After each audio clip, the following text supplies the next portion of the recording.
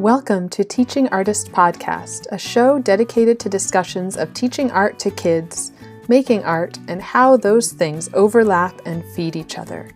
I'm Rebecca Potts, your host, a visual arts teaching artist.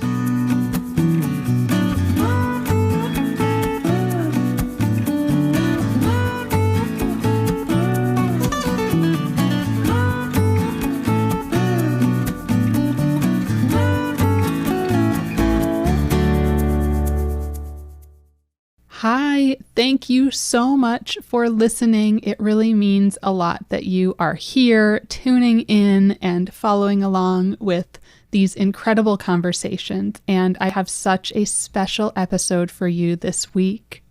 I spoke with Abby Birhanu, who shares advice for anti-racist teaching in communities that aren't quite ready to embrace it. Before we get to our conversation, I wanted to let you know that I'll be taking a little break next week to catch up on my own artwork and work on setting up the next few episodes. I am so thankful for summer and a release of teaching duties. Anybody else feeling that? But I'm also really trying to take some time now to put things in place for at least a week of true rest this summer. I hope you all can make time for both art making and rest this summer. With that said, I am continuing the monthly Art Educators Lounge meetings that I facilitate with the lovely Victoria J. Fry of Visionary Art Collective. We meet on the last Saturday of each month at 9 a.m. Pacific, 12 p.m. Eastern via Zoom. We usually share info and registration links for each meeting about 10 days before the meeting. So make sure you're following Teaching Artist Podcast on Instagram or signed up for our emails to hear about the meetings.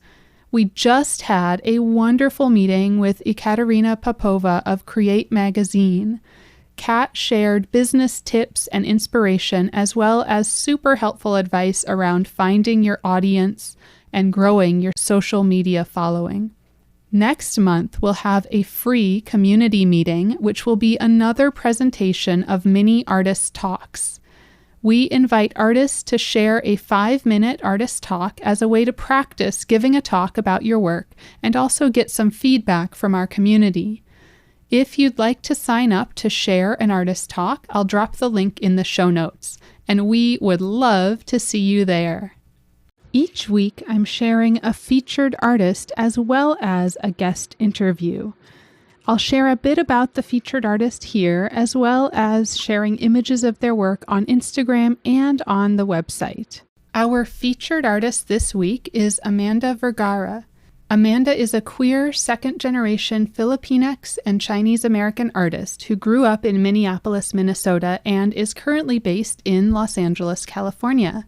Thanks to their high school and community art teachers, Amanda has dabbled in several mediums throughout their life, including ceramics, fiber arts, Chinese calligraphy, and digital art. They are influenced by queer, leftist, and BIPOC artists, several of whom they are privileged to know in person. They are particularly inspired by their sibling, Margaret Vergara, an abstract painter. During the COVID-19 pandemic, Amanda rekindled their childhood love for art through self-learning, collaging, and watercolor painting. They are currently taking art history and painting courses through the nonprofit Art Division. Their Instagram handle is @inspiredbycats, and I will link to that as well. And here's a bit of Amanda's statement. Each of these pieces was personalized for and given to a loved one. Amanda had moved from Minneapolis to Los Angeles in late 2019, just months before the stay-at-home order took effect, and they wanted to express gratitude to their existing community when they were feeling isolated both by the quarantine and having few connections in a new city. Creating art was their way of providing community care for friends and nurturing their inner child. Amanda is drawn to vibrant colors and dreamlike qualities and enjoys playing with different styles of art. To see some of Amanda's beautiful work, check out the blog posts that we shared on our site at teachingartistpodcast.com And I will also be sharing some of their work on our Instagram feed, so keep an eye out for that. And as always, if you would like to submit your work to be featured, you can do that at teachingartistpodcast.com/opportunities. It was such a pleasure to talk with Abby Birhanu and hear more about her teaching and art making. Her passion and compassion comes through in all that she does.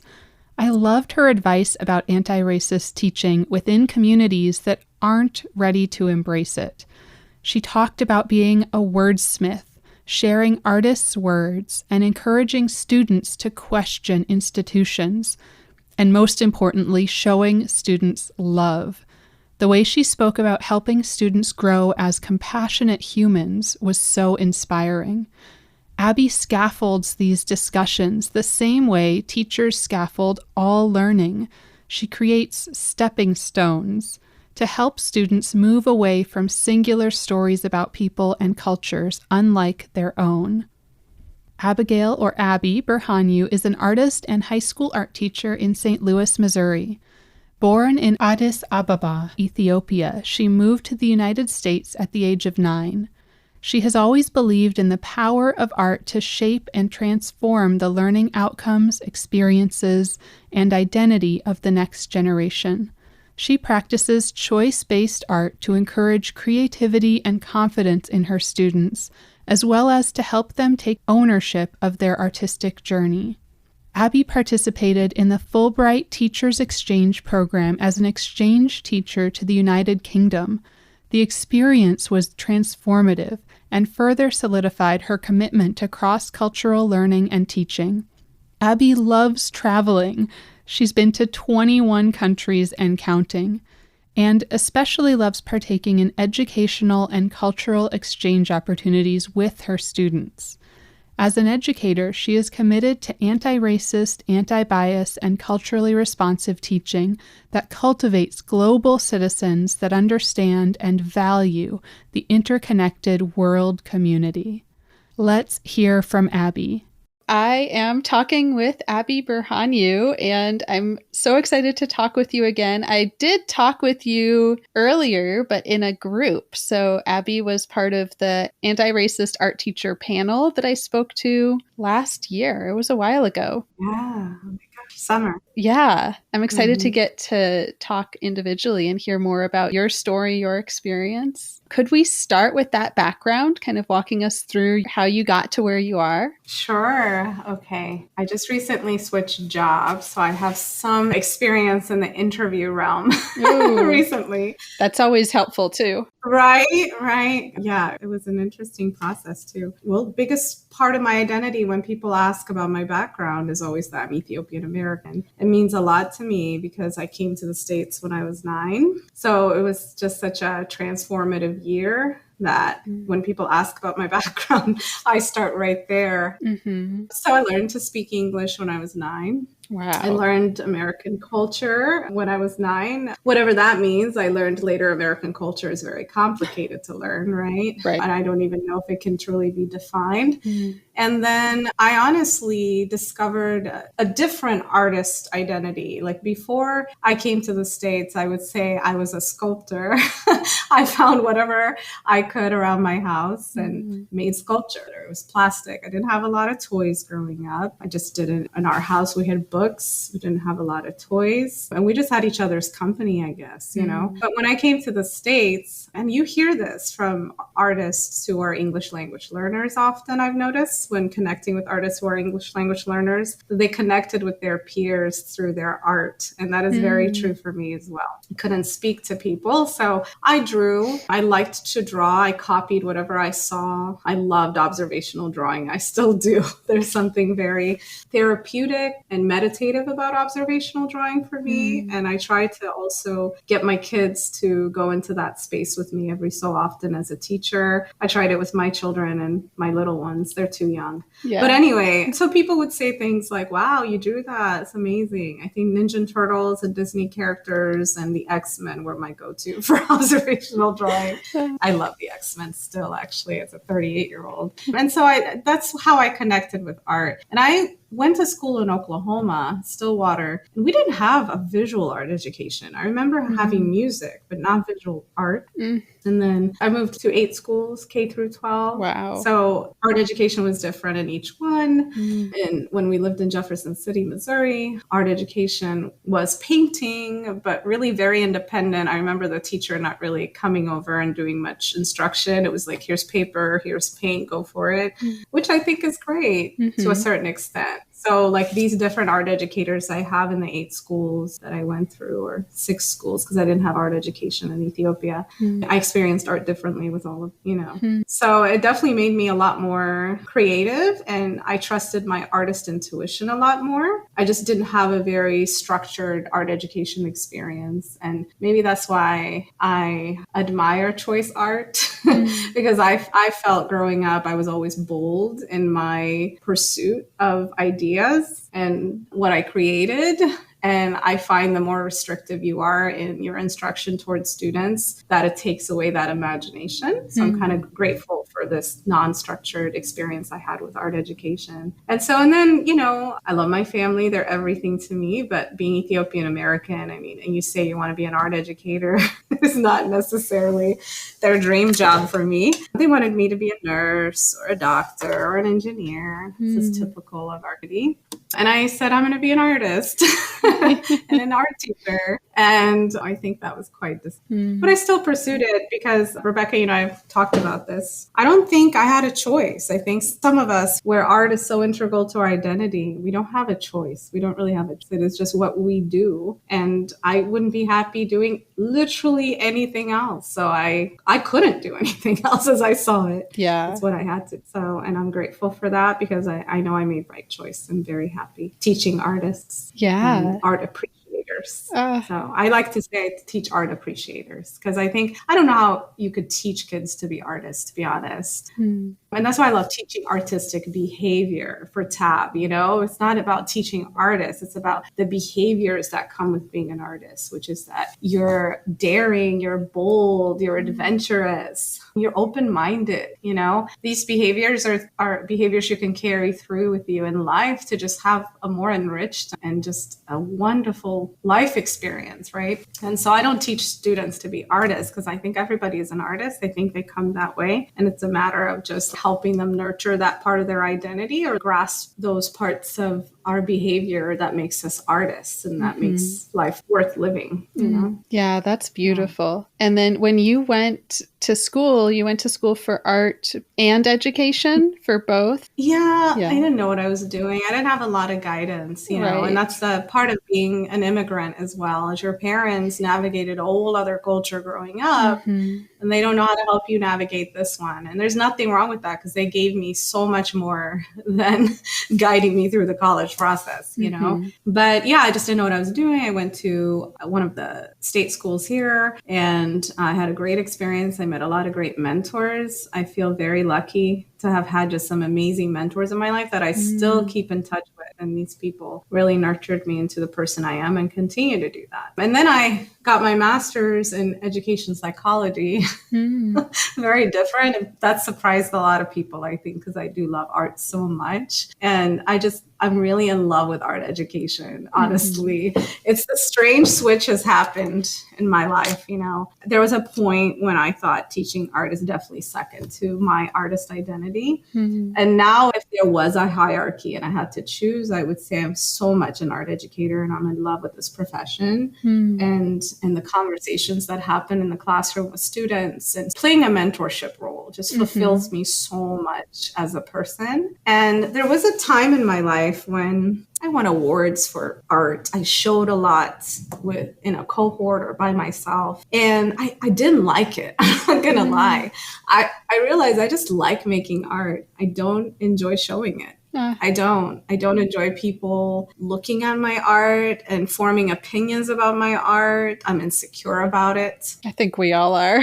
Yeah, I know. And it's just it's a painful, uncomfortable experience. And I'm willing to be uncomfortable in parts of my life to achieve growth, but not that part. I'm totally fine with just making art for myself and never showing it, Yeah. and making it with my kids, with my students, with my babies at home as well, I'm good with that. And I think as an artist, sometimes you feel like you failed when you've settled into your art education or art teacher identity. Like I got that aura from art teachers in my life in college, like, Abby, you could do so much more. And I'm like, but this is more. This is my more. Right. Is teaching kids. I get so much more out of that, to be honest. So I don't have a desire to show. Do you feel like that shifted at all with motherhood, or was it earlier than that? Okay, so I would say I made a lot more art. This will not surprise you as your mother yourself. Right. But hey, I admire you make way more art than most mothers, probably mother artists. But I think definitely kids provide a challenge in the art making. And you and I have talked about this, but you feel like you don't have enough time for art making. You don't have enough time for being a mother. You don't have enough time for the teaching. And it's just this constant dichotomy of running out of time. And in my personal journey, just in a conversation with my son this morning, I think that I'm going to definitely work hard to prioritize being a mother. And it's hard because it is a sacrifice that you make, because I love, love, love making art. And I make a lot less of it. But I try to sit at the dining room table much as I can, especially in the summers or breaks, and just get art supplies out at least once a day. And it is somewhat of a torturous event at times because they don't want to partake. I mean, my kids are, just for context for your audience, they're 2 and 4. And so, I mean, sitting still is just not something that they do very well right now. And so I've even called my son's teacher about this to see if he does make art with her, like willingly. And to my disappointment, he does not enjoy it. So for now, he's 4. I'm not giving up. So every day I'm going to take out art supplies and try to create with them. And I do. I make art with them. I find that very, very filling for the most part, depending on the day, depending on the tantrums that emerge. Right. So I hope that continues, and I'm creating a studio within my house finally. Yes. We moved our boys in together. Yeah. That was my motivation. I'm like, they either each have their own room because we live in a small house, or I get a studio and they live together. And I chose they live together and I get a studio. So I'm going to try to make like little tables for them in my studio, an art studio, and see if I can encourage that artistic behavior as well. Yeah, that's beautiful. I mean, I guess it'll shift with time and you'll see what they're into, but just having that space available, I think, is huge for kids. Yeah, parent-teacher conferences, one of the things I ask parents always is, do you have a space in your house where your child can make art? And sometimes they say yes, sometimes they say no, sometimes like, I never thought about it. So, I agree with you. I think the space is everything to do with like how you form availability and find availability or even access time in art making, because we all know I'm a painter. I paint. I don't do digital art. I wouldn't say it's easier, but I think digital art is definitely a lot more accessible. You could take it with you anywhere. Right. But when you're doing like studio practice, that's in, sculpture or painting, you need space. Or printmaking, you need space to set up. Yeah. And the setting up sometimes can feel overwhelming enough to where you don't push forward to create. So I'm trying to take that initial step out so that I can just get in there. Yeah. So it's always ready. Yeah. The other pushback I hear a lot from parents is just the mess. And I even, hear it from my partner when I'm encouraging my daughter to go crazy, and we put like cardboard down on the living room floor because we don't have a lot of space either. And he comes out and he's like, what are you doing now? Oh, yeah. No, my husband's the same. I love the man. And like the reason I even get to create or do much of anything is because he supports me. But he's just like, he hates the mess. He's a very tidy, clean, type A personality. And I'm the total opposite. And I definitely don't care about mess mess when making art. You know, it's funny how you see those characteristics in your students too, that fear of making a mess sometimes. Yeah, I'm a fan of painting outside and then drawing inside. To compromise, you know, so. Yeah, do the messy stuff outside if you can. I love that. Oh, yeah. We painted our deck once. I mean, not like professional painted. We literally painted them with washable paint. And I was like, it's washable paint. I'm sure it'll come off the deck. Yeah. And it took ages to come off. And bless my husband. He was a good sport about it for sure. I thought he would not be, but he's like, oh, well, it is what it is. I live with an artist and apparently 2 more now. So it's what it is. Oh, I love that. Yeah. But the balance of time with parenting and teaching and making art and trying to prioritize is always a challenge. And I feel like, you know, everyone I talk to who's doing all 3 of those, it's the same challenge of like, how do you choose priorities? And it is, you know, obviously your children always come first, right? But it is, especially, I think you can relate to this. I'm extremely busybody and very passionate, you know what I mean? And I always have ideas I want to execute. I always have these things I want to do. And I think where I sometimes like try to make the sacrifice is just sleep. It's not a good idea. But you understand this. You know, my kids go down at 8. So, okay, well, I have 4 hours to do all those things I want to do now. But you'll always fall short. You know, people who have older children always say to me, you know, I swear the time will come. It will come. Well, I'm like, that's so nice for the future, Abby Birhanu. But for now, for me, it doesn't really do much, you know? Like, what do you do now? But it is helpful. It's helpful to me to hold on to those ideas, to hold on to people who are further down the road telling me it'll keep changing and just seeing. Like seeing already. I mean, my daughter's almost 6, so not much older than yours, but just seeing already how things shift and they keep shifting and changing and getting easier in some ways and harder in other ways. Absolutely. You gain so much, and you know that as a mother, and that's why the sacrifices are worth it. You know, you do gain a lot. And I mean, I spend my days laughing and for all the sleep I'm losing that I'm sure is biologically impacting my body in a negative toward my health, all the laughter has to be a positive. So I think it balances, you know.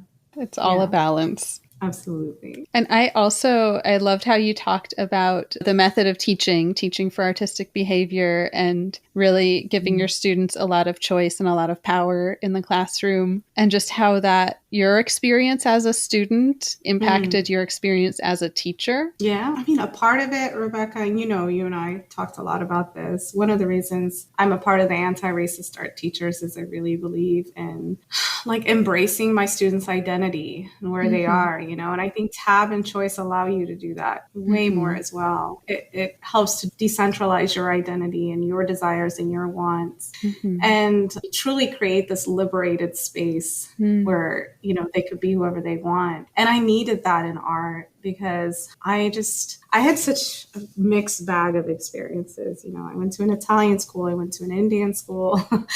I went to like a predominantly white school in rural Missouri. I also went to a predominantly Black school with my favorite art teacher, Miss Whitney, one of my favorite art teachers. All of those teachers. And then my high school teacher also had a lot of influence on me. And especially high school, I think is what really drove me toward the anti-racist path.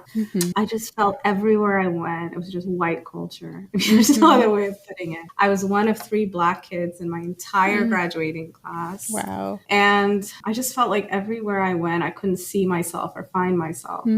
And I remember my high school teacher, she was so open-ended in those things that she taught us. She taught us skills. I really believe there's this misconception about choice art and tab that you don't teach skills, and it's completely wrong. Right. You know, I teach my kids how to shade. I teach my kids how to collage, how to use materials in the space, but I don't dictate what they do with those skills, right? And that's exactly how she taught us. And I don't think she called it choice. It's just what she did.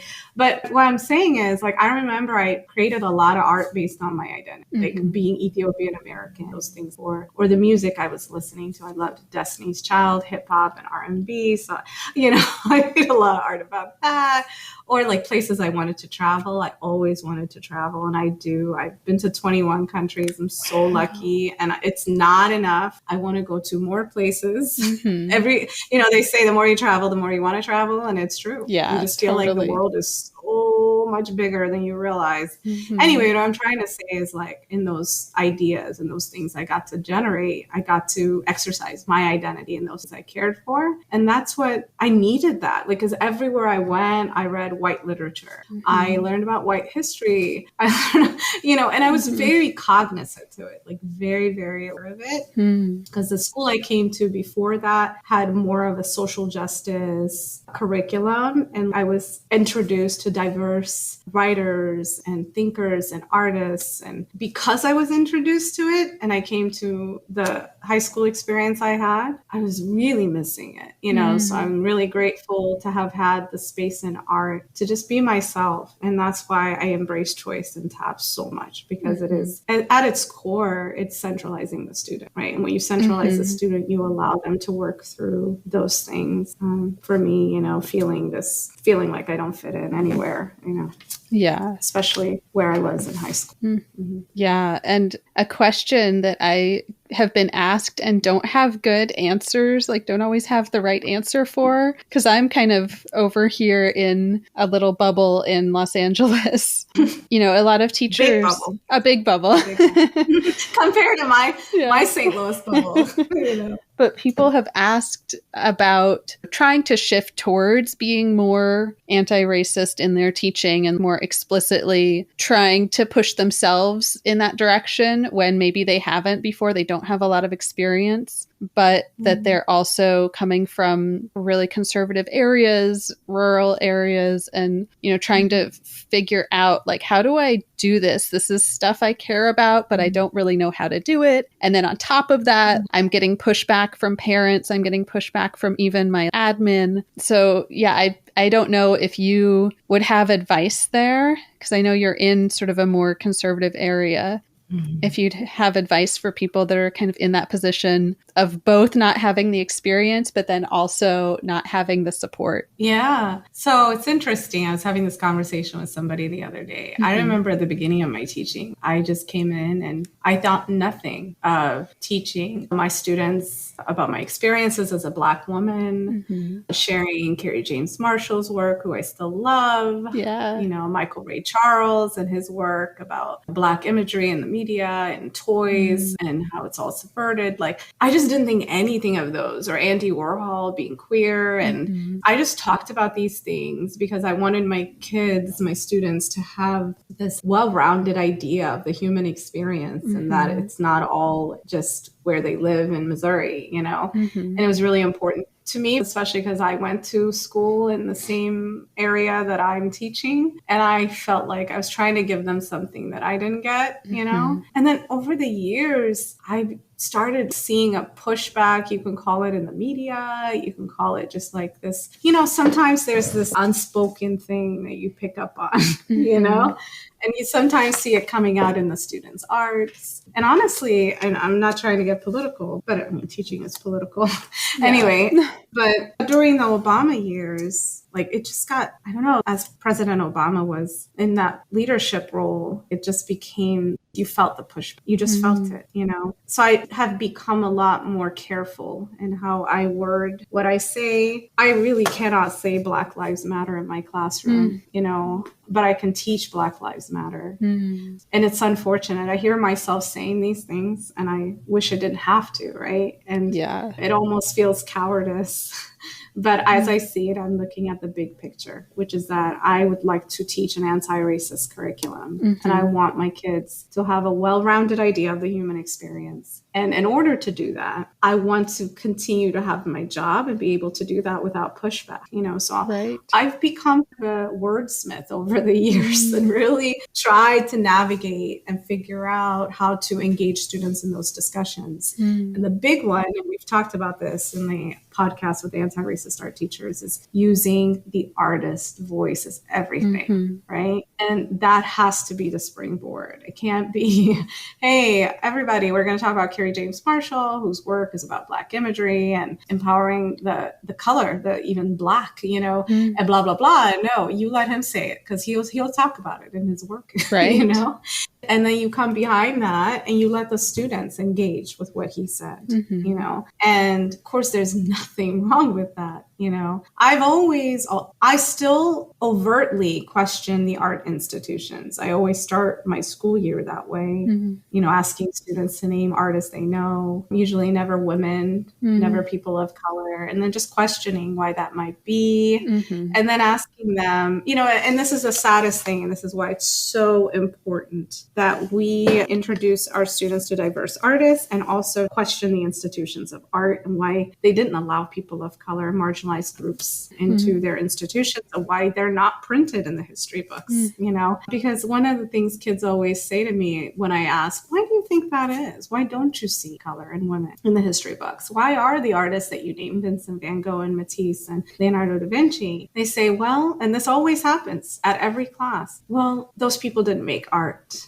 Breaks my heart every time I hear it, So then I question, okay, you all know I had just shared my art with them. I do on the first day on introductions and things like that. And I said, well, I'm an artist. So do you think if I lived in the 16, 17, 1800s, I'd be making art, or prior even? And they said, well, and it throws them off. These are my high school kids. It throws them off. Yeah. And, somebody will say, yeah, because you love making art. I'm like, yeah, but then, okay, say I made my beautiful painting and I take it over to a really well-known critic or art institution. I ask them, can I be accepted into your academy? And what do you think they would say? And they have a hard time because it's like the second day they've met me, and they'll say, your art wouldn't get in.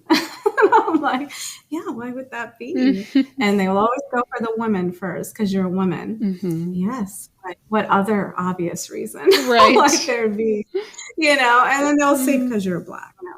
And then we go into like how art is marketed and sold in contemporary times. We even watch an auction, which is very posh and hoity-toity. And then we go into street art, and like the point of street art was bringing art to the public, and how even the narrative around street art is like villainized and why that might be. And so just getting them to engage in these conversations, and I still do it more overtly than I would about directly talking about Black Lives Matter, or this is what we mean by equity. We do as we go further into the lessons and into the year, but it's like stepping stones, honestly, Because I've heard of teachers who've gotten fired for putting on Black Lives Matter masks and things. And I think it's very noble, and I understand where they're coming from. And I mean, more power to them. I couldn't do that because I could possibly lose my job. I could possibly not have the or be forbidden, right? More than losing my job, I could be forbidden from having these conversations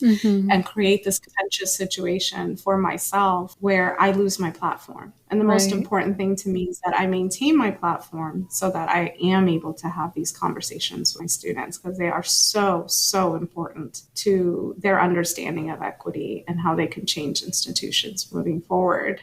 So I think it's about how you word things, and it's about knowing your community, and it's about you like stepping stones, scaffolding to some of the harder conversations for them. Yeah. And I think there's a lot of power in working within the system, like change the system from within. And I think what you're talking about is how you do that. Like, it's not changing the system from within isn't like, sometimes it might be big protests and cheering and yelling and really loud. Like sometimes that's what it needs, but sometimes it's also quiet and just persistent. Yeah, absolutely. And guess what? I do go out on the streets and yell, because microaggressions get overwhelming at times, and you do have to go out and yell sometimes. Yes. And that's why I do it. I go out and yell because I need to get it out at times, right? But then I couldn't tell my kids as I protest. Like, these are the boundaries when you're teaching in a community that doesn't fully understand conversations around race. My community, for example, I know is going to struggle with the anti-critical race theory bills that are coming out in my state.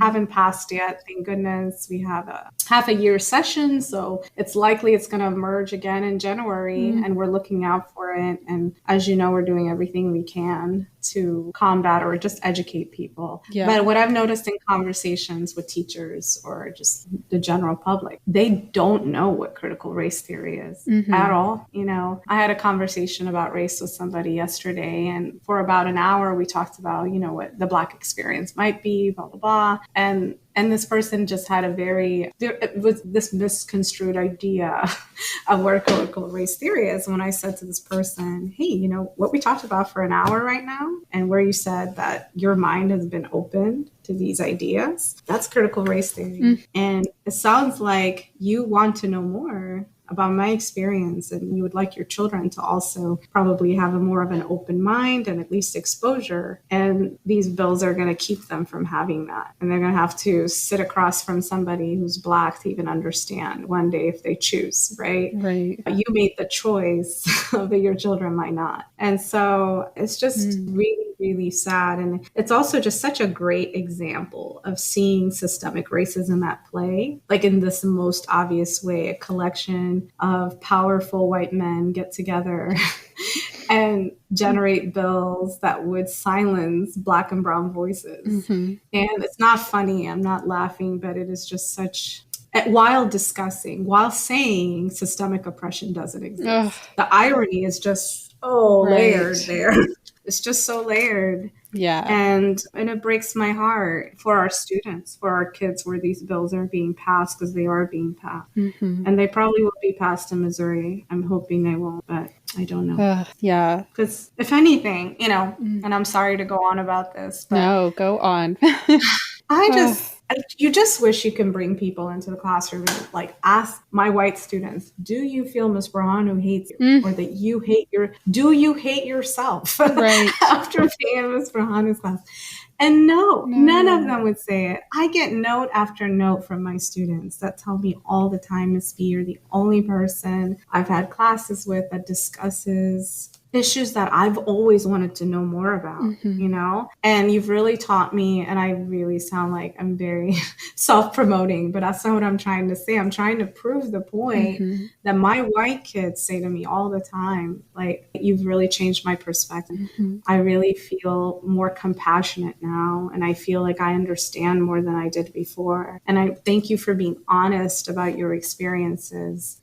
I just, I liken it to someone who comes into a classroom and is like a huge Star Wars fan, right? Like a teacher. You've seen these teachers. They have Star Wars posters everywhere, by the way. Big up to Star Wars. I love sci-fi everything. I'm obsessed. But not Star Wars particularly, but all sci-fi. I just love sci-fi. But anyway, you see when you walk into a teacher's room, you see what they really value and what's important, And it's like somebody saying, you can't have your Star Wars posters anymore. Star Wars is going to teach kids how to hate themselves. I mean, it's as stupid as that. Right. Because I come into my classroom with my Black identity, and I come with my experiences. And I can't just put them away. Like, I can't just pack them up and ship them away and say, no, I will never discuss these things. If anything, I do it to help my students understand their own challenges. Like, you might not be Black, but you definitely have your own challenges too. And how do you overcome those? To teach them resiliency. I do it in a very organic way. I don't ever come in and say, hey guys, I'm going to tell you all about the racism that I faced. They happen organically as I hear conversations happening, or sometimes I'll just share a story because that's the way I connect with my kids. It's true storytelling, or the way I started anti-racist teaching, I guess you can say, is by just listening to the conversations my students were having and reacting to them and engaging them more on those things that they're saying. Because I would hear things like, Black people commit the most crime. Like, these are things that I've heard very openly discussed in my classroom. Or a kid once said, after Michael Brown Brown was murdered. It was that August, and he was murdered 10 minutes from the school I teach. And said, oh, we should just drop a bomb on Ferguson, call it a day, Wow. you know? And so right away, my first day, let's talk about what you just said, you know, and engaged a whole conversation, a whole class on it. They were afraid to talk about it, but we talked about how problematic that stinks and the dangerous path that it could lead. And I know they study about the Holocaust, so I compared it to the dehumanizing, you know, the dehumanizing of the Jews to justify what was done to them. And what he had said is a very dangerous, problematic statement. Yeah. This kid and I ended up being close. You know, he ended up, you know, really liking my class. And so it ended well for that semester and the rest of the year. He took more classes with me. So I didn't do it in a way that I was standing there condemning and pointing fingers, but more so let's try to understand where you're coming from and what you're saying. And I know it's hard and it might sound to some people like, hey, you should have just really let him have it, but that's not how you build bridges. And so, and I hope I built a bridge to his heart and really got him to see why his statement was just such a dangerous one. Yeah. The class had to see it. That calling in, calling out, that was a calling out moment. That cannot be a calling in moment. You know, it had to be addressed with the whole class. It was just so problematic. And I wanted my students to see right away where we stand in this class on those issues, you know? Yeah. And I feel like that's so powerful, being able to build that relationship with him too. And then you're also building the relationship with the whole class by stopping. Like you have that moment and you're like, okay, whatever I had planned today, out the window, like we've got to have a conversation about this. That's anti-racist teaching. Yeah. Like most people think, and we have these conversations with a lot of people, you know, some people aren't ready to do a lesson that they feel that they're confident about, right? In the sense that they are ready to engage students on conversations around this issue in the format of a lesson. We always say that you start with personal work, unpacking your own biases, which I have too. You know, as a Black woman, people don't think, you know, I just come like with this anti-racist package, you know, ready to go. And no, like we all come with biases and you got to unpack those first, right? But then when you hear conversations like that, those problematic conversations, it's very easy to just turn away because you're like, I don't really want to have that difficult conversation right now. So I'm going to pretend like I didn't hear it. Right. But no, you could just start there.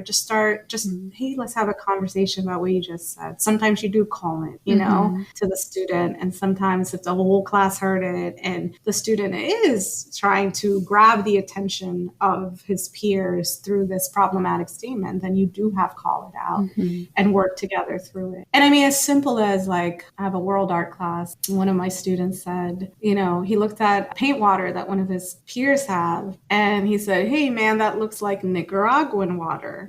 And right away, we have to talk about that, you know, because we've talked about these singular stories about other countries in the world and this idea of American exceptionalism and how we can't really say one country is better than another, that we all have something to take away and learn from one another. And so right away, you know, he's like, what, Miss B, what? And I was like, honey, that is a problematic statement. Why do you think that statement might be offensive to someone from Nicaragua? And he was like, I don't know. I've seen water like that from Nicaragua. I said, okay, have you been to Nicaragua? Right, like, and it was very, and lovingly, I'm not yelling at him. I have a relationship with this kid, you know? And he's like, no. And I said, well, how do you know water in Nicaragua looks like that? Or I'm assuming you're talking about drinking water. How do you know? And he said, I don't know. I just know I've seen it on TV. I said, well, let's go back to what we've talked about, the singular story from the media of brown and Black cultures in the global majority. And then we had that conversation. The whole class was in it,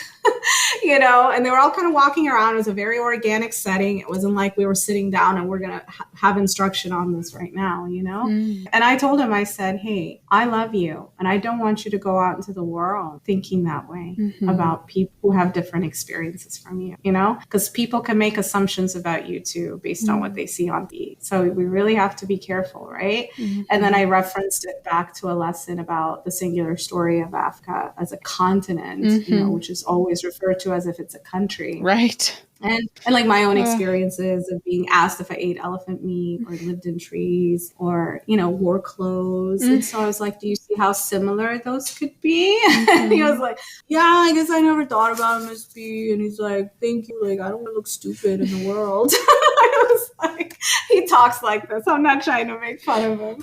I think it's wonderful how he talks. So it almost sounds too good to be true, but you can construct these relationships where you can have these conversations, and they're tough. But if you show your kids they're loved no matter what, you know, and that they're a work in progress like all of us, and not condemn them, I think they're willing to listen and hear, you know. And I do tell my students I love them and that I care so much about them that I don't want them to go out in the world and be this person, right, that looks down on others or doesn't really fully understand the experience of others. And so I want them to have more of an open mind than that. Yeah, I think that's a huge, huge part of it. Just showing that love and coming at it from a non-judgmental point of view. That to me, that sounds really difficult. Hearing these things that I hear, even just you retelling it, and I'm like, oh my, really? They said that?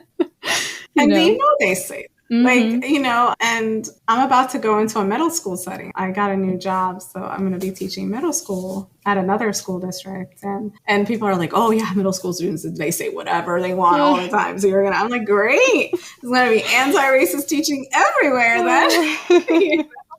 Because anti-racism is not just talking about race. It's about valuing people, valuing people for who they are, and dismantling these notions we have of others that are not constructed from facts and that are honestly colonial and intentionally. These stories were intentionally created to oppress people, to take lands, to steal, and to take resources. This is how colonizers were able to dehumanize the people they occupied, right? And whose lands they took. And so it's really important to get rid of those conversations that tell us that brown and black cultures are lesser, that they're dirty, that these are things I know all too well being from Ethiopia, or that they're not developed, or that because they don't economically have the wealth that we have in this country, that they don't have value, right? Like, there's so much value in those cultures. And I know because I've visited them, I'm from there, and I'm grateful for it because I get to bring that perspective and merge it with my culture here, and hopefully give some of that experience to my students too, and help them see the value in those cultures. Yeah. Especially the value in community. Hey listeners, I'm jumping in here because I have an ask of you. If you are enjoying the show, I would so appreciate your support. I'm humbled and grateful for all the interest in this show over the past several months, and for the messages I've received letting me know that this podcast has resonated with you. It has been so inspiring to hear from you. Thank you.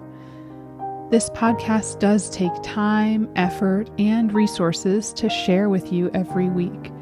And I plan to keep it going and stay focused on highlighting and inspiring artists who teach, while also continuing to grow this community and dreaming up additional ways to help you.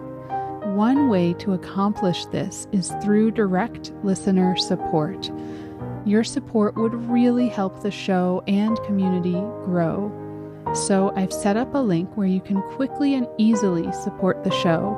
The whole thing will take less than 60 seconds. It's at anchor.fm/teachingartistpodcast/support. You can contribute $1, $5, or $10 per month. If Teaching Artist Podcast is a part of your week and you love what we're doing, please consider visiting anchor.fm/teachingartistpodcast/support, or just clicking the link in the show notes and supporting us in any way that you can today.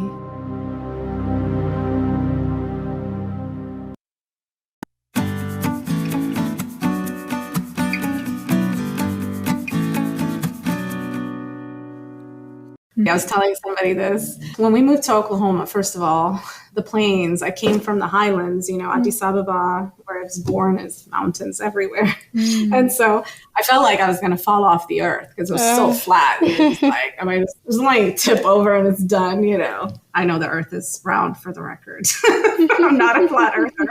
Anyway, one of the biggest things I struggled with as a little girl is the quiet, in my culture, my aunties and uncles and neighbors came over and I fell asleep every night with laughter and noise in the house all the time, and that was really hard, I remember. So that I was telling somebody that community that we have in Ethiopia and a lot of Black cultures get to experience. And my husband, who's from rural Missouri, also has that closeness because he grew up in a very small town, right? And it's definitely not something to dismiss. There's so much value in, and when we just look at economic development and wealth, which is connected to colonialism as well, that's a whole other story. We have such a tunnel vision of what success looks like and what it truly means to have value in your culture. There's a lot we can learn from others. Yeah. And I felt as you were talking, like I had this sort of pang of this connection to I'm white. So this colonizer history that's really hard to hold sometimes. And I feel like it's really powerful to let that in, but with our kids, that you're at the same time as you're maybe giving them that feeling occasionally, that you're also saying, but I love you. You're a human being and I care about you. And I care that you go into the world better than whatever is in your history that you come from, that's maybe generations back, or maybe it's more recent than that. Yeah, no, absolutely. And at no point in that moment is a child like hating themselves. Because like you said, the way you deliver that with grace and love makes such a difference in how it's going to be understood and read, especially in communities that could easily be triggered by certain words, that they hear that are meant to keep those conversations away, right? And then teenagers, I've talked to my kids about that, especially my AP kids, and I was like, we're family, and they talk so openly about their experiences, and we have such great, quote unquote, courageous conversations, but they understand what it means as a teenager for people to make assumptions about you that are not true. I mean, it's just such a great time to connect with kids on issues of oppression. They feel oppressed, they can connect with those feelings in like a real way, And then as we go into our adulthood, for some reason, we forget those feelings and we just become so much more difficult to reach, And so I'm so grateful to teach kids, elementary too, but elementary, you have this you teach elementary, right? Yeah. Yeah. I've taught elementary too. And there's such magic in their innocence and ability to hope for everything. That gets shattered a little bit as you go up. Right. But you can harness it, to give them hope, right? To give them hope, to teach them resiliency, and to empower them. That's the biggest one too that we talk a lot about in anti-racist teaching. It's not like, the world's just so terrible, everybody. Well, you have a good day, It's not like that. It's okay, look at all these things that are so unfair, right? But you have the power to change it. One day you'll be in a position of power. What door are you willing to open? And who are you willing to go talk to and make yourself uncomfortable so you can grow and be a better person? Who are you willing to connect with? Who are you willing to listen to? Black and brown people have so much to offer. We're not always looking for a handout and help. We have value in ourselves. Our culture is rich. Black culture is, in my opinion, the biggest export the United States has. It's the largest export. I mean, hip hop culture, clothes, like you name it. It is. I mean, I lived in England for 1 year, and I will tell you that is what America is to them.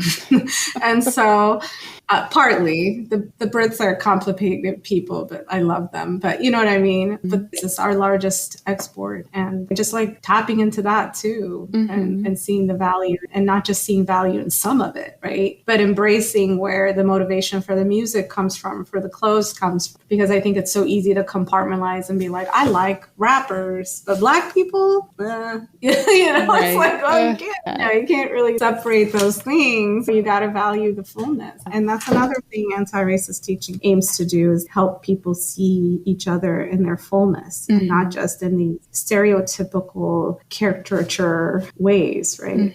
By the way, I'm sure I've said words in all kinds of ways. I still have an accent. I still mispronounce things all the time. So I hope you're enjoying it. your audience is enjoying it. It sounds great. I feel like it's really valuable to talk about that too, to be like, I was an English language learner and that sticks with you. Oh my God. Yeah. Thank you for saying that. Paula Lees and I talk a lot about this. Nyla too. I mean, it's this insecurity you carry with you all the time. That you're going to say something wrong, you're going to misspell something, your grammar's going to be off. It's horrible.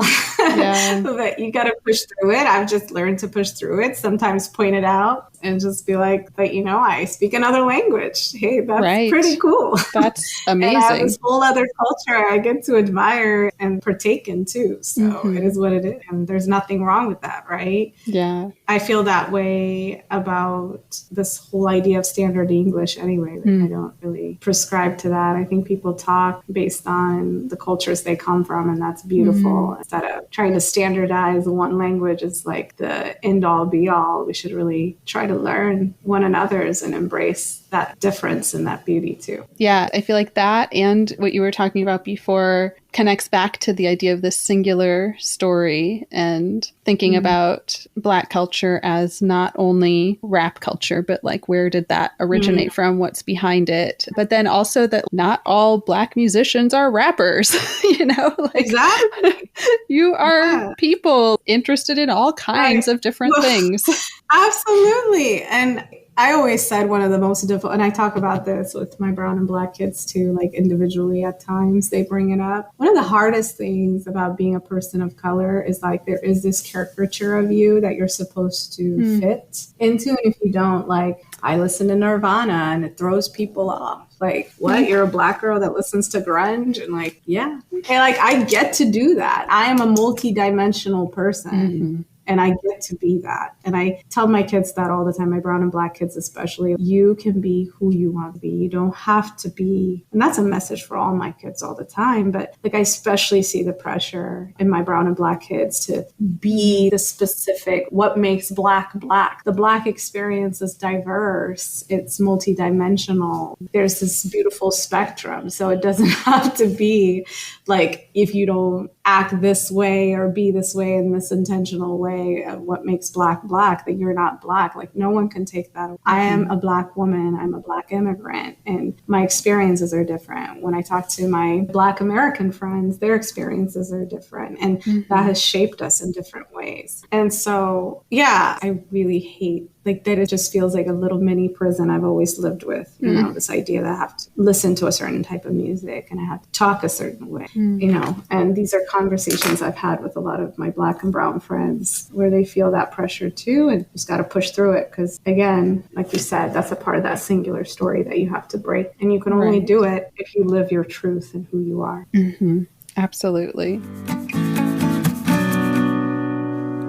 I feel like we've spent all of the time talking about teaching, but I love to also hear about your own artwork and your interests there. And you talked about it as now, especially like more for yourself. So I'm curious if that's like, what does your artwork look like now? And what sort of ideas are you thinking about with your work? So I paint women mainly. I've always liked figure art. And I went to this show in Germany like years ago, and it was a fashion show, women's clothing. And it starts off with a swimming suit and a burqa side by side. And then it takes you through the journey of women's fashion. And it was really interesting to me how women's fashion was used to oppress women, like in so many ways, whether it's the corset or these tiny little shoes. And this is in the context of European fashion, by the way, because I'm in Germany. So that was primarily what they were doing. And I don't know. And I got interested in this relationship of the body to clothes, especially women's body to clothes. And also how you make so many assumptions, right, about people by what they wear.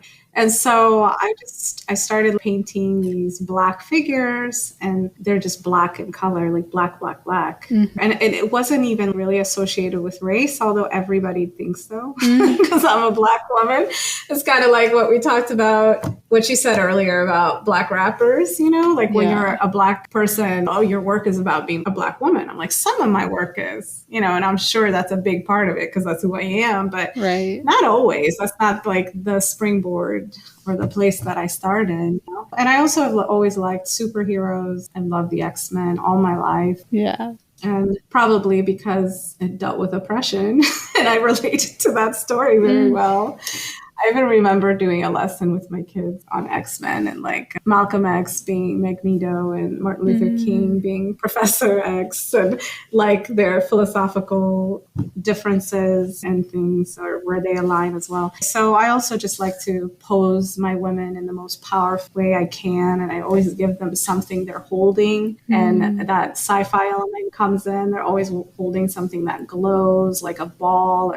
So something they're in control of, and something they can either throw to defend themselves or something they can give to grow others. I don't know. It could be symbolic of so many things, but I've always done it. And I like to have them holding something, you know? Yeah. It's like a manifestation of something to give, like something external of them and something they have control of, I guess. And so, yeah, that's my art. And I don't think that deeply about it. I make it. As I'm making it, I'm doing these things. And then I have to question, where is this imagery coming from? And really, I always go back to that fashion show. And I don't know, there's something about it that moved me and touched me to see how clothes was used to oppress women, and this relationship of clothes to the body and what we wear, and like how just important to us, you know? Yeah. And also like this regalness, like trying to create this regalness with these figures that are Black, even though I didn't intend for them to necessarily be Black women. They are, just because they are. Yeah. Yeah. Well, they become also like silhouettes, sort of. Yeah. Yeah, they could be anybody, you know? And then one of my professors told me, you know, he didn't put faces on his figures because when you put a face on a figure, then you identify it, you know? But when there's no face, it can be anybody. Yeah. And that really resonated to me. And I hate drawing portraits. So it's like, perfect. That's why I'm going to do it.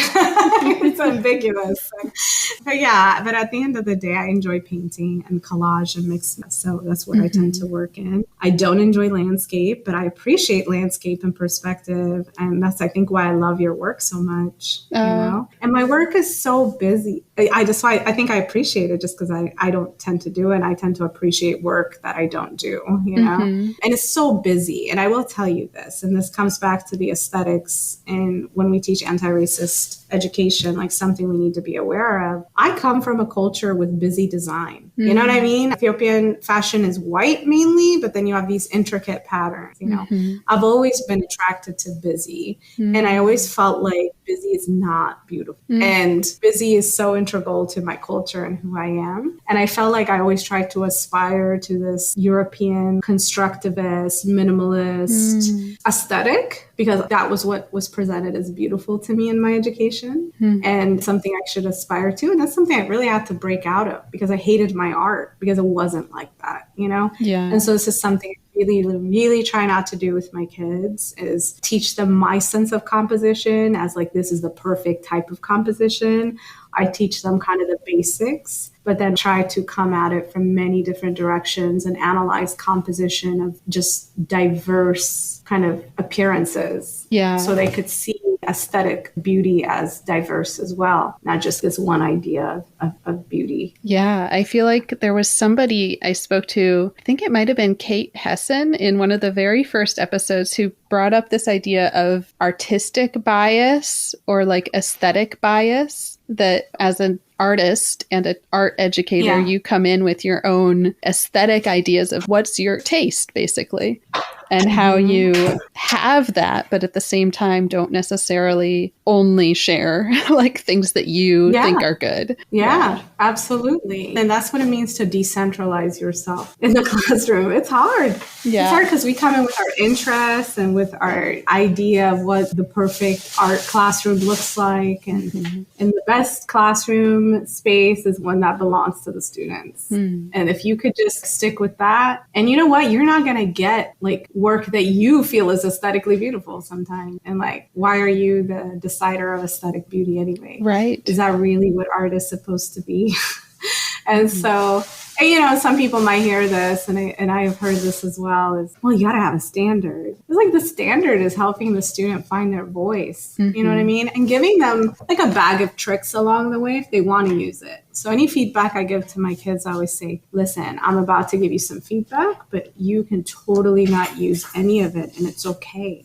Okay? I will not be offended. I think sometimes they need that permission, you know? Like if I don't apply this feedback, Miss B is going to like grade my art low. And no, I grade it based on participation anyway, process over product. So that also absolves you of that tension of like, well, I have these 5 bullet points. I need them to show me in their art. And if they don't show it, then I can just take off 5 points here and there. And I'm not criticizing anybody who does this, by the way, because I have done this. This is my journey, you know, to questioning, why do I do that? And I learned a lot of that. Choice workshops. They opened my eyes. Choice art workshops and tab workshops opened my eyes to some of these things, like ways I was restricting my students, right? And I noticed, honestly, when you give them permission, they take the feedback anyway. I don't know what it is. It's just like, because teenagers don't like to be told what to do anyway, you know? So they're like, oh, she's not really telling me what to do, so I can do it. It's like reverse psychology. Yeah. It is, but I'm not trying. I'm not intentionally trying reverse psychology. Right. But that's what ends up happening anyway. Yeah. I know you mentioned shifting jobs, and I'm curious if you have any sort of tips, especially with tab teaching in that shift, and even in interviewing and looking for a new position while you're teaching. I feel like sometimes you're asked to provide lesson plans or do demo lessons, and that's a very different situation with tab. So I'm lucky in that I'm going to a school district that really embraces tab. Awesome. And actually, some of the workshops I've taken are from their teachers. Oh, cool. So it was okay. And I will say, with my current school district, they definitely let me do whatever I want, which I really appreciate as well. But in terms of tips, you're saying on how to get people to embrace it. Yeah. I think it's about letting people know we have standards too. It's just that our standards look different, you know, that we still teach kids skills, like especially going into middle school. I know the high school teachers will want them to come in with certain skills. While in high school, I know some of my kids will go into design and will need some of the aesthetic and the compositional feedback. But I think it's always letting people know that we do teach skills and this is how we do it. Right. And then I think the student reflection element is huge in TAB as well. And letting them know we have students analyze their work. I think that it always impresses people. Yeah. Kids can talk about art. Like, yes, we teach them how to do that. And you know what? When they do, it's really special and they write you like 2 pages because they really cared about what they did. Yeah. Versus like, we're all drawing hands and we're all going to put the elements of art behind it, which is a lesson that I used to cringe. But, you know, now write about this project that I made you do.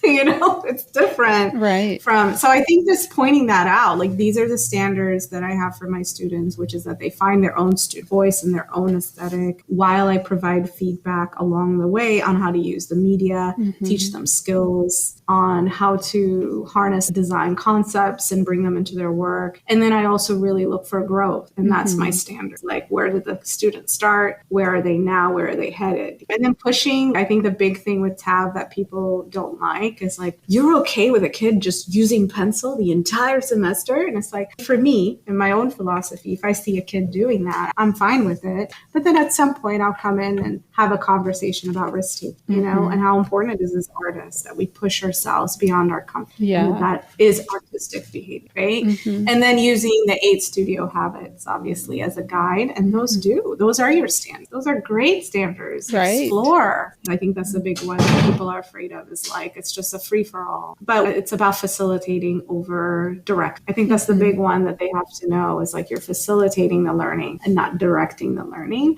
Right. And then sharing with them the outcomes that you see as a result of that, which is that students are a lot more resilient. They're a lot more confident moving forward. They love what they're doing. There's a stronger student engagement. And this is what TAB looks like. These are the standards that we have. This is what we value, process over product. And this is what we see happening. Yeah. And then I always also tell people, like, you hear the statement a lot that we're preparing students for jobs that do not exist, right? You've heard this said several times. Well, welcome to TAB.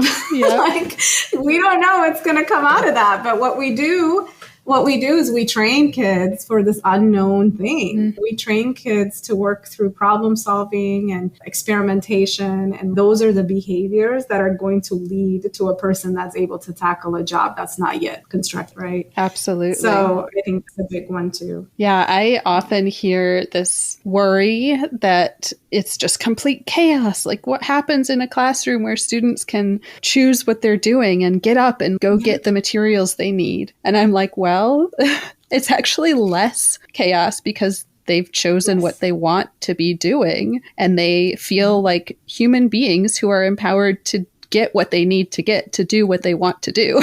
Like, so many fewer behavior issues. Like, they're happy and excited. So much less, you know, and especially, like I said, you know, little kids are just full of like ideas. They have a million, you know, they're ready to go. I love it. So I had a student tell me, because at the end of the semester, I always have students comment on what worked well for them, what didn't work well for them. And we talk about how this is like our critiques. You have to be constructive. It's okay to tell me what didn't work so that I can improve my teaching. And it's anonymous. And although they always put their names on it, but it is supposed to be anonymous. But a student told me this year, and I'll take this comment with me forever, Miss B, I got to do all these projects that I've been saving for years. Oh. I just loved that. Yeah. I loved it. They had all these ideas that they've been saving. It's both sad and beautiful at the same time, you know? And I think that's the epitome of TAP there. Like, they have had all these ideas, and if you're directing their learning throughout the entire experience, then they don't get to execute it. Right. They don't get to live out their dreams and live out these ideas they've had in their head all along. So anyway, Yeah, so powerful to give them that opportunity. Yeah. And I think a lot of our teachers practice TAB in some class. So I don't want to come out here like, oh, we're the only ones, you know. I think for me, again, everything's a stepping stone, like scaffolding. Really believe in just baby steps, right? I didn't start like, let's all just go, you know. I started with themes. Do themes. You know what I mean? And I still kind of go into themes every so often. There are no rules to where if you break away from this, you're not truly a TAB teacher. It's just about working toward as much choice as you can possibly give your students. Yeah. And I feel I'm giving them more and more choice with time. And I'm not always fully there. And I have to pull back sometimes. Be like, oh, you're going to that directed instruction. So come down. Yeah. It's a spectrum, and we're all probably like moving a little bit back and forth on it. And that's okay. Yeah. You know what I mean? I really hate absolutes of any sort. Like, because the world is not absolute. No, it's not. And you can make your own rules along the way. I know that's really dangerous thinking, you know, but that's liberation, you know? Who's holding you up to these rules? Most of the time, it's just yourself, unless you're talking about a systemic, which is different. Yeah. But you know what I mean? Like, overall, you have the freedom to do what you want with your life. You might sacrifice a few things along the way, but you can do it. Yeah. Overall. I love the idea of stepping stones and the visual. And maybe this is a stretch, but I was noticing too in your work, like your artwork, there are this recurring circles, like lots of circles happening in your work, that to me, there's a visual connection to this idea of stepping stones, these circles that are powerful, but also they're small and they're kind of like all around you. Yeah. You're such an artist, Rebecca. I love talking to these artists. Visuals. We're such wonderful people. Yeah. Like no one can talk about circles like we can. You know, my friend used to say, "You all can talk about a half glass of water for like hours." I'm like, it's possible with artists. Look at the colors in it. Philosophers and artists are one and the same, exactly. But I love circles because there's a physicality to art making that I love, and that's why I have such a hard time embracing digital art, which I'm working toward because my kids love it. So it's a great opportunity for my kids to teach me. So I'm like, oh, what is that? Tell me about that platform that you're using. How are you doing that? You know? Yeah. So it's a great way to connect with the kids, but there's this physicality to painting and sculpting and printmaking that is so visceral and something that like is the reason I fell in love with art. And I, you know, sounds really petty and weird, but I love painting circles. I love physically moving the paintbrush through curves, you know, through these curves, and they make me happy. Yeah. And so I just do, because one of the reasons I make art is I like the physicality. I like the act making, right? Yeah. And so, and that's probably why I don't care to show it, because I often hate my art at the end anyway. And so I'm like, it doesn't matter though. I hate it, but it doesn't matter because I loved making it. It's all good. You know? Process over product. Process over product. Yes. And I tell my kids the same all the time. If you hate it, like, it doesn't matter. I love it. It's okay. And it's okay to hate your art every so often. It's okay. Like, you don't have to, not everything has to be roses and perfect and positive. Yeah. And as much as I love that aspect of American culture, that is very American. Like, we are very much like, find the positive. You go to Britain and they're like, well, that's negative. You know, like, let's talk about what's not working.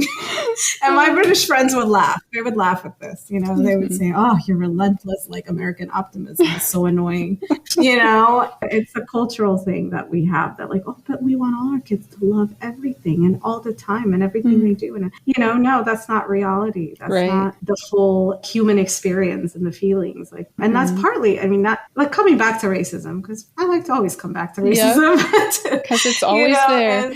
Well, it's like where color blindness is born, partly, right? Is like, oh, don't be so negative and talk about oppression, right? So like these real things that affect oppressed brown and black people, like, oh, it's just so negative. Can we just focus on the positive, which is that there is no difference and we're all the same. Let's just come back to that and just call it a day. Like, it's a cultural thing too, you know? And I think the more we sit with negative feelings and work through them and live through them and acknowledge them, I think that the more real experiences we get to have. I loved that about it. You know, I loved that they were such realists in the way they spoke about their emotions, feelings, and ideas. Yeah, there's a lot there in the idea of this relentless optimism that you almost feel guilty if you're not if you're not positive, if you're not optimistic all the time. Absolutely. And it's so debilitating, right? You see it in people who go through grief or who are experiencing some like pain, you know? And I've struggled with depression, mostly situational and postpartum.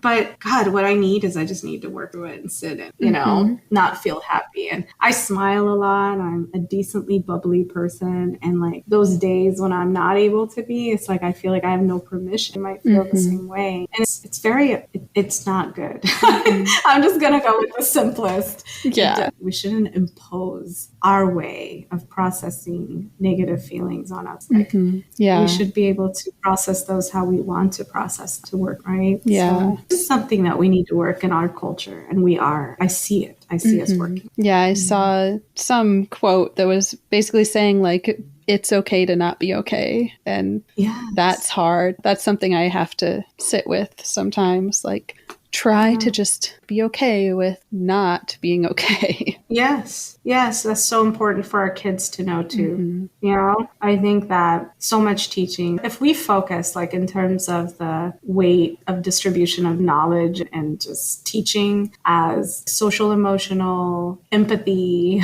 and knowledge of culture and others. And then we're like, but here's also a color wheel, or here's also how you do matrices. I really think we would be better people. We would literally have, I always think of teaching as like, I'm helping to cultivate a person who's going to be in a car one day and they're going to be driving next to somebody else who's in a car. How are they going to share that road? How are they going to interact with those people? Are they going to be self-centered, self-serving? I really think we just need to prepare people to get into a car on a road. And I know that sounds really weird, but like to live life. Yeah. And how are they going to engage with others in spaces in the world? You know, are they going to do it with empathy, compassion, love? Or are they just going to care about themselves and their desires, their wants, and who cares about everybody else and how my actions are going to impact others? So beautiful. So if we just had that, we just create such awesome people, right? Yeah. And that's partly what anti-racist teaching is too, you know? Absolutely. That's so beautiful. And you do it also through modeling. Like I can hear the love and compassion that you show them and show them like how to have that. Well, you're good to me, Rebecca. Thank you for saying that. I try. I'm always a work in progress. I definitely don't have it all right. And I hope others always extend grace toward me that I try to extend grace, right? So, yeah, thank you for saying that. It's very kind. Yeah. Yeah. No, I see the same in you, by the way. And I love this conversation. Well, and I think there's just people you meet where you can talk about these things very freely sometimes. And that's such a, so thank you. Yeah. And I love your podcast. Oh, thank you. I see you doing this with people so much, you know? And honestly, I tuned in. I was like, oh, look, she interviewed us. Let's see what it's about. And then I liked you on the podcast. And then I just kept listening and listening. And you just have such sincere conversations with people. And I think I've grown a lot from listening to some of those conversations, not just as an art educator, but as a person thinking about those things I value as well, or maybe haven't thought about valuing, you know? And so thank you for doing such important work. I think that sometimes just sitting and having a conversation with someone is just the most beautiful thing. And then to be a fly on the wall sounds a little creepy. And like hear that beautiful conversation is sometimes even better because you're not thinking through it. You're just listening and passively taking in and processing. So thank you for having me, and thank you for the conversations you're having with art teachers, and thank you for centralizing us because we're pretty freaking awesome. Yes. I think we're the best, you know, and I think what we do is the most amazing thing. And I will go to my grave fighting for art education all day. Yes. You know? Oh, thank you so much, Abby. And anti-racist teaching. Yes. Yes. Yeah. You know, I started doing this mostly selfishly. Like I need to feel less alone in all of it. Yeah. So it's always so heartwarming, I guess is the right word. Like it's touching to hear that other people are getting that out of it as well. So, yeah, thank you. Absolutely. And I encourage anyone to listen to you. I've been passing your podcast along to art teachers in my life. Thank you. And I think that it's just very little spaces where we are centralized in any capacity. So we're just always kind of like, hate the saying the stepchild, but like you do feel like people just literally don't get what you do in the classroom. Right. And even your own friends. And like, it's not ill-intentioned, you know? It's just that we create magic every day in our classroom. We see kids blooming in front of our eyes, doing these incredible things. And but I think people think we just finger paint. And there's nothing wrong with finger painting, but I swear, like, I think that's what people think we do is just sit in a class and just go, kids, here is paint, do whatever you want. Right. And I'm going to go over here and read a book, you know? And it's just such an otherly experience that only other art teachers can understand, and why we keep fighting for this and doing it, you know? Absolutely. It's hard sometimes. It's hard to fight for something that others don't value. Yeah. And I feel like that comes back to not understanding, that they don't understand what's going on in our classroom. Same as people trying to ban critical race theory, just fundamentally don't understand it. They don't. Yeah. And that's where we have to educate people, right? And it's so easy to get upset and sometimes even hateful at the people who are, but you got to push those feelings aside and try to bridge where you can. You just got to create bridges where you can. Honestly, like that's the only way that you can do what's right for kids. And it's not to say that I don't have anger in my heart. You know, that's where the protests come in. I go and shout it out at a protest where I can. Yeah. But I also know what works on people. I've also taught communities and been around people that think very differently about the world than I do. And so I feel like I'm clay that's been fired through that. And I've been hardened by it, but in a good way. I feel like I can have these conversations with people and push my anger and disappointment down and try to connect and figure out where they're coming from and where they're thinking, you know, and just create bridges where possible. And that's not for everybody. Yeah. Like, and I'm not saying everybody should do this. That's not for everybody. Yeah. You know, again, it's what, come back to what you and I were talking about. You got to feel your feels and work through them how you work through them. This is just how I work. I think it's a really important skill, but you're right. Not everybody has that skill and ability to create those bridges. Yeah. And some people are bolder than I am. Yeah. I admire that so much. Yeah. I have friends that are activists that are just such bold, courageous people. And I don't think I have that either. Right. So I see where I'm lacking. I see what works for me, you know, and I admire things that others do that I'm not capable of doing. So all power to them. I love that. I love courageous, bold people. Yeah. Especially courageous, bold women. Like just so awesome. Yes. I connect with people that are like that so much, you know. Yeah. But then there's so much power in the way that you're working too, and the way that you're building these bridges, creating these sort of little stepping stones out of nothing. Well, thank you. I'm trying, man. I'm really trying. Yeah, my husband always says all you can do is move the needle forward, right? So I have to have that perspective because I do feel so defeated with these bills coming out left and right. I mean, I feel it in my bones and I've cried over them. And it's so painful for people to say to you, like, you don't get to share who you are. Right. Nope. You know, like you don't get to share your experiences. You don't get to share your stories. You don't get to honor people who have sacrificed so much to give you the life you have. I just feel so indebted to Black people in this country that have paved the way for me to be able to live the life that I live. Like I do. I feel this deep gratitude, and that lack of acknowledgement for their pain and oppression really drives me. It's not just my own, it's those who came before me and who have given me the path. And not just for me, it's talking about my brothers, for women, for queer people. Like Black people have sacrificed so much and have been beaten and hosed and bitten by dogs and killed and murdered to pave a path for all what of should us. be equality, right? Yeah. Like the Civil Rights Act, for example, would not have happened if not for the Civil Rights. And so just the lack of acknowledgement and appreciation really drives me.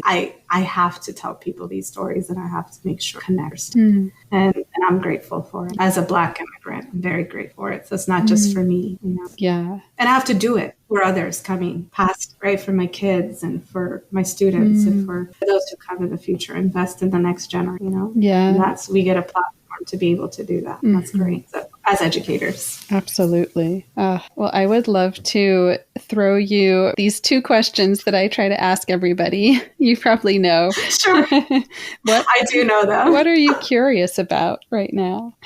So I was like, dang it, you know, Rebecca's going to ask me this question and I'm going to sound like totally pretentious and be like, I'm curious about everything. What am I not curious about? And it was very true. I'm very curious about a lot of things, from anywhere from, is there life on other planets to, and reading about it, like legit going and looking up information to recently, I've been really into public art. Like I want to do public art with my middle school students, and my colleague seems really open to that too. So I'm really excited to collaborate with her and do that. I'm always curious about traveling to more countries and more places. I especially want to go to West Africa. I've never gone to Ghana and I really want to go. I've been to South Africa, Mozambique, and Lesotho and Ethiopia, but I want to explore some of West Africa as well.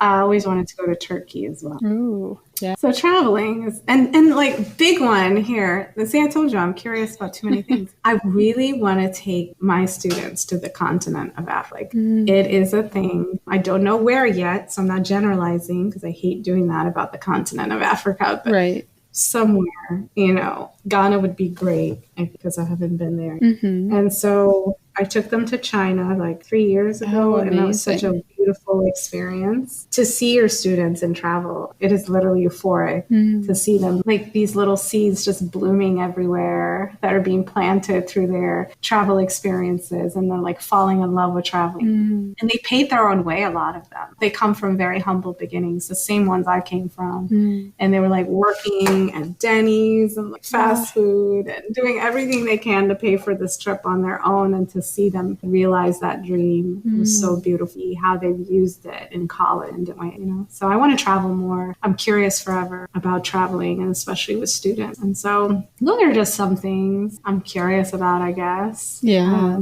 There's always more. Yeah. What are you never ending? Have you ever answered that question yourself? I don't know if I have. Lots of things also. My artwork has been about water lately, so looking into such beautiful work. like I've, just reading poetry, but also reading about the properties of water, but then also in the works, more sort of environmental focused work around smog and air quality. So I try to find data about it.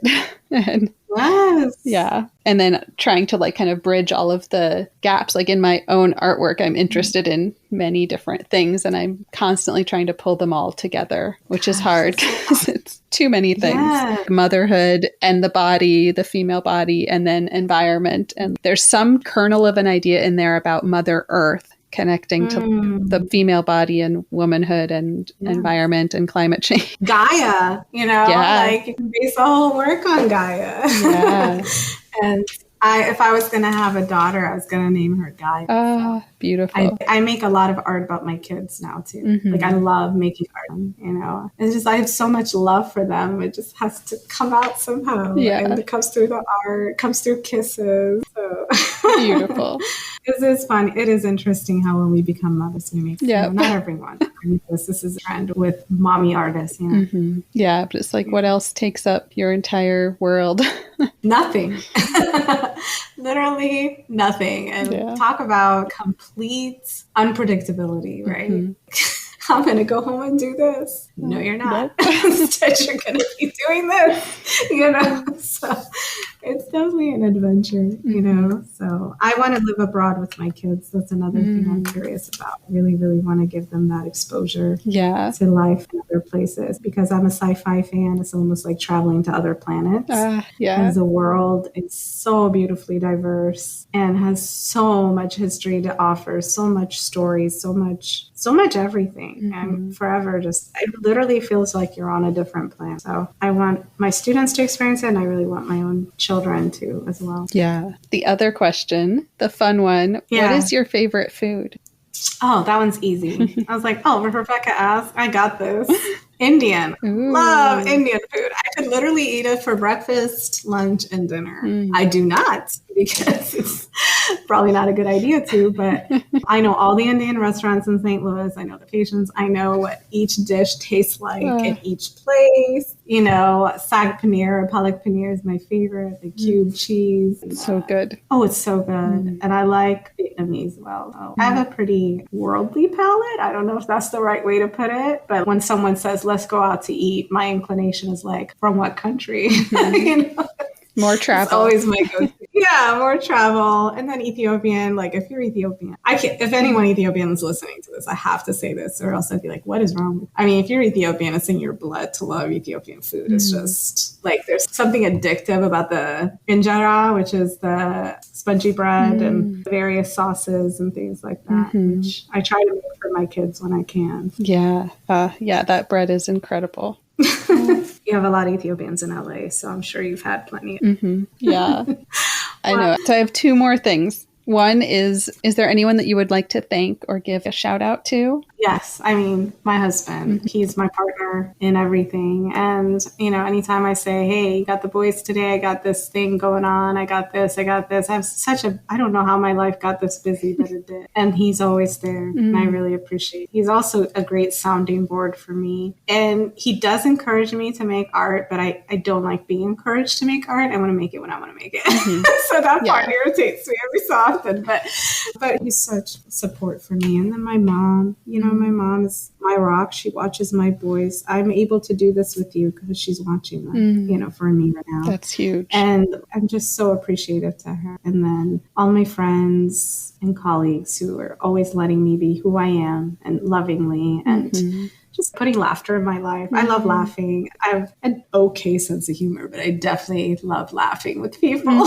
So I'm grateful for the friends that I have, my colleagues that provide that relief for me. Yeah. And I would say those are, my dad for teaching me hard work ethics, and my brother who's wonderful, and I'm grateful for having spent this lifetime as my go-to partner in crime in so many ways. Yeah, so I'm grateful for my family too, so much. Awesome. It's hard because I have a lot of people I love, and the anti-racist art teachers also have become great friends for me. Yeah. Wow, I'm so grateful to do this work with them, because I will tell you, it's like a passion in my heart, and if I couldn't get it out, and I don't think I could get it out by myself, that collaboration is something that's really helping me grow.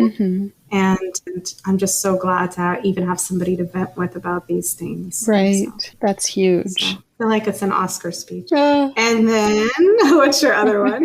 And then last thing is, where can listeners connect with you online?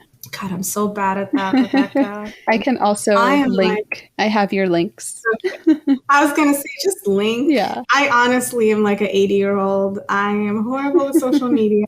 Post. I don't know what to do with it. Tagging people and things are just like rocket science for me. And so, yeah, I guess that's what I would say. Just link on Instagram. And I am going to try to be more active next year, because I think it's a great space to collaborate with artists. Just like converse, right? So I see the value in it in that way. Yeah. So I am intentionally going to try to engage through my Instagram. And then the big one is our Teachers for Anti-Racist Curriculum Facebook page, which I moderate, or I admin it, and does that with me as well. Yeah. And I started it so that we can collaborate on resources for anti-racist art education. So I would say our Teachers for Anti-Racist Curriculum. Go there, connect with me and everybody else who's interested in the work. Awesome. Thank you so much, Abby. Thank you, Rebecca.